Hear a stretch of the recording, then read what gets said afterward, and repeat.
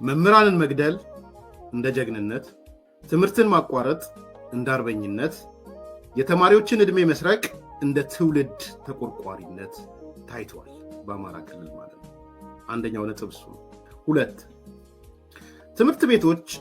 ትምህርት ቤቶችን የከፈቱ ያሉ ሁሉ እንደ ባንዳ ተቆጥረው ከኛ ወገን አይደላችሁም ተብለው በጦርነት በጠላትነት ተፈርጀዋል። በተገኙበት ሁሉ ይገደሉ የሚል ትዕዛዝ ወጥቶባቸዋል። የተገኙትም ተገለዋል፣ ያልተገኙትም ተስቶባቸዋል። ቀያቸውንም ለቀው ጥለው ወጥተዋል። 3 ታዲያ ትግሉ ምንድነው?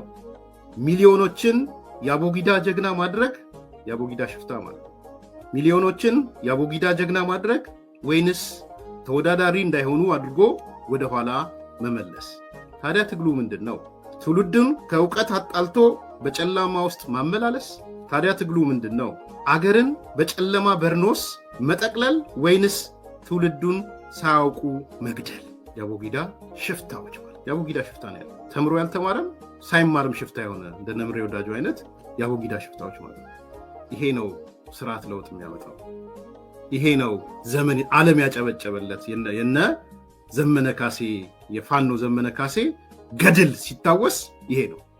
ከየቤታቸው መምህራንን ለቅሞ አውጥቶ መድፋት፣ መግደል። ሻዕቢያ ስራውን እየሰራ ነው። የአማራ ትግል የሚባል ነገር የለም። ያሳፍራል፣ ያሳዝናል። እኔ ማህበረሰቡ በደንብ ማሰብ ያለበት ወቅት ላይ ይመስለኛል።